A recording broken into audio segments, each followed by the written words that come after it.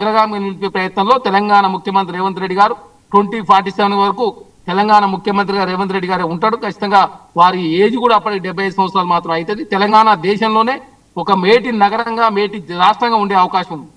చరణ్ గారు ఒక మాట చెప్పండి. ఇప్పటి వరకు భారత్ సమ్మిట్ నిర్వహించారు, గ్లోబల్ సమ్మిట్ నిర్వహించారు, ప్రపంచ అందాల పోటీలు కూడా హైదరాబాద్లో నిర్వహించారు.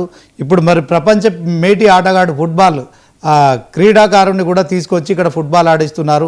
దాంట్లో విశేషం ఏంటంటే తెలంగాణ సీఎం రేవంత్ రెడ్డి కూడా ఆ ఫుట్బాల్ మ్యాచ్ ఆడబోతున్నారు. అంటే ప్రచారం వరకు ఓకే, ఇదంతా ఫండ్స్ మొబిలైజేషన్కు వర్కౌట్ అవుతుందా? మొదటిసారి 2 లక్షల కోట్లు వచ్చాయని చెప్పారు, రెండోసారి 5,75,000 కోట్లు వస్తున్నాయని, పెట్టుబడులు వస్తున్నాయని చెప్తున్నారు. కానీ కార్యరూపం దాచట్లేదని చెప్పి ప్రతిపక్షాలు చేస్తున్న ఆరోపణలను ఎట్లా చూస్తారు, ఏం చెప్తారు? ఇప్పుడు మెస్సీ వచ్చి హైదరాబాద్ లో ఆట ఆడడంతో తెలంగాణ హైదరాబాద్ ఈ రోజు ప్రపంచానికి తెలియబోతా ఉంది. అదే కాకుండా తెలంగాణ ముఖ్యమంత్రి ఎంత ప్రయారిటీ క్రీడలకు ఇస్తున్న విషయాన్ని మెస్సీ తోటి ఆట రూపంలో ప్రజలకు తేడతెల్లం కాబోతా ఉంది. యువతకు అది ఇన్స్పిరేషన్ గా మారబోతా ఉంది. అదే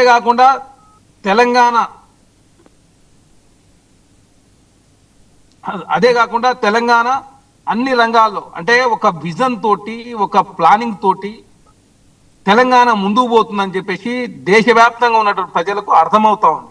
అదే కాకుండా అందుకే హైదరాబాద్ లో పెట్టుబడులు పెడతా ఉన్నారు. ఐటీ రాజధాని బెంగళూరు ఉంటే సెకండ్ హైదరాబాద్ ఉన్నది. అదే కాకుండా డిఫెన్స్ కారిడార్ హైదరాబాద్ అనౌన్స్ చేయండి చెప్పేసి కేంద్ర ప్రభుత్వం ఆల్రెడీ కోరినాం, బెంగళూరు హైదరాబాద్ డిఫెన్స్ కారిడార్. అదే కాకుండా ఐటీని అగ్రగామికి తీసుకుపోయే ప్రయత్నంలో ప్రభుత్వం ముందుకు పోతా ఉంది.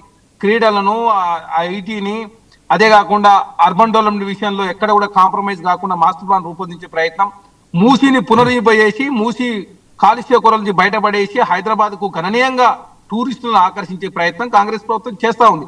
అదే కాకుండా క్రీడలకు ప్రయారిటీ ఇవ్వడంతో క్రీడకు సంబంధించిన యువతను క్రీడల వైపు మలిచే ప్రయత్నంలో తెలంగాణ రాష్ట్ర ప్రభుత్వం ముందుకు పోతా ఉంది. భవిష్యత్తులో ఒలింపిక్స్ కూడా నిర్వహించే లక్ష్యంతో తెలంగాణ ముందుకు పోతా ఉంది. ఒలింపిక్స్ నిర్వహించాలంటే లక్షలకు ఆలోచన వచ్చినప్పుడు లక్షల కోట్లు ఎక్కడి నుంచి వస్తాయనేది అప్పుడు వీళ్ళు స్పాన్సర్స్ ఉంటారు, చాలా దేశాల వాళ్ళు దాన్ని సహాయం చేస్తారు. ఒలింపిక్స్ నిర్వహిస్తారట అని చెప్పేసి కేటీఆర్ గారు అవహేళన చేసే ప్రయత్నం వారు చేస్తా ఉన్నారు. వారికి క్రీడలంటే తెలియదు. ఆయన ఏదో విదేశాల జాబ్ చేసి ఉండొచ్చు కాక వారి ఆయనలో ఐటీ దాదాపు 13% తగ్గింది ఐటీ ఎగుమతులు. మా శ్రీధర్ బాబు గారు వచ్చిన తర్వాత కాంగ్రెస్ ప్రభుత్వం 18% ఐటీ ఎక్స్పోర్ట్స్ పెరిగినాయి. ఆనాడు ఐటీఆర్ ప్రాజెక్టును వీళ్ళ ఆయనలో ఐటీఆర్ ప్రాజెక్టు వెళ్ళిపోయిన పరిస్థితి మనం చూస్తాం. తెలంగాణ నేనే తెచ్చిన కేసీఆర్ చెప్పి కేసీఆర్ గారు కనీసం 7 మండలాలను కాపాడలేని కేసీఆర్ గారు తెలంగాణ తెచ్చినట. ఆనాడు కాంగ్రెస్ ప్రభుత్వం తెలంగాణ సోనియా గాంధీ గారు ఇచ్చింది కాబట్టి తెలంగాణ వచ్చింది. అదే కాకుండా ఉత్తరప్రదేశ్ సంబంధించి మాయావతి గారు ముఖ్యమంత్రి ఉన్నప్పుడే అసెంబ్లీలో తీర్మానం చేసి 5 రాష్ట్రాలు విభజించండి అని చెప్పేసి స్వయాన మాయావతి గారు ఒప్పుకుంటే కూడా ఆనాడు 5 రాష్ట్రాలు విభజన జరగలేదు. తెలంగాణ శ్రీమతి సోనియా గాంధీ గారు కాంగ్రెస్ పార్టీ మాట ఇచ్చింది కాబట్టి తెలంగాణ ఏర్పడ్డది. తెలంగాణ ఏ లక్ష్యాలకు వస్తే ఏర్పాటు చేసి ఆ లక్ష్యాలు నెరవేరలేదు కాబట్టి ఆ లక్ష్యాలు ఏర్పాటు చేసే ఉద్దేశంతో తెలంగాణ రాష్ట్రంలో కాంగ్రెస్ ప్రభుత్వం ముందుకు పోతోంది. భారతదేశంలో నగరాలు పోటీ కాదు, భారతదేశంలో రాష్ట్రాలు తెలంగాణకు పోటీ కాదు, ప్రపంచ నగరాలతో పోటీ పడే విధంగా ఆ స్థాయి స్టాండర్డ్ పెంచుకునే ప్రయత్నంలో ఇప్పటికే ఇంకా 4 ఎయిర్పోర్ట్లు హైదరాబాద్ రాబోతా ఉన్నాయి. కొత్తగూడెం అదేవిధంగా ఎయిర్పోర్ట్ కావచ్చు, రామగుండం ఎయిర్పోర్ట్ కావచ్చు, ఆదిలాబాద్ ఎయిర్పోర్ట్ కావచ్చు, అదే కాకుండా వరంగల్ ఎయిర్పోర్ట్ కావచ్చు, ఇంకా 4 ఎయిర్పోర్ట్ రాబోతా ఉన్నాయి.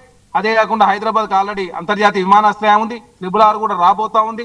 అదే కాక అండర్ గ్రౌండ్ విద్యుత్ లైన్ల ద్వారా 14,000 కోట్ల రూపాయలు ఖర్చు పెట్టి అండర్ గ్రౌండ్ కేబులింగ్ వ్యవస్థను కూడా తీసుకుపోయే ప్రయత్నంలో ఈ మహానగరం దిశగా హైదరాబాద్ తెలంగాణ ముందుకు పోతా ఉన్నాయి. కాబట్టి 3 లక్ష్యాలతో తెలంగాణ రాష్ట్రంలో కాంగ్రెస్ ప్రభుత్వం ముందుకు పోతోంది. కాబట్టి విద్యా వైద్యం చేతితో పాటు క్రీడా రంగాన్ని ముందుకు తీసుకునే ప్రయత్నంలో కాంగ్రెస్ ప్రభుత్వం ముందుకు పోతోంది. చరణ్ గారు, ఒకవైపు పంచాయతీ ఎన్నికలు జరుగుతున్నాయి. తెలంగాణ ముఖ్యమంత్రిగా పంచాయతీ ఎన్నికల మీద కాన్సన్ట్రేట్ చేయకుండా కేవలం క్రీడల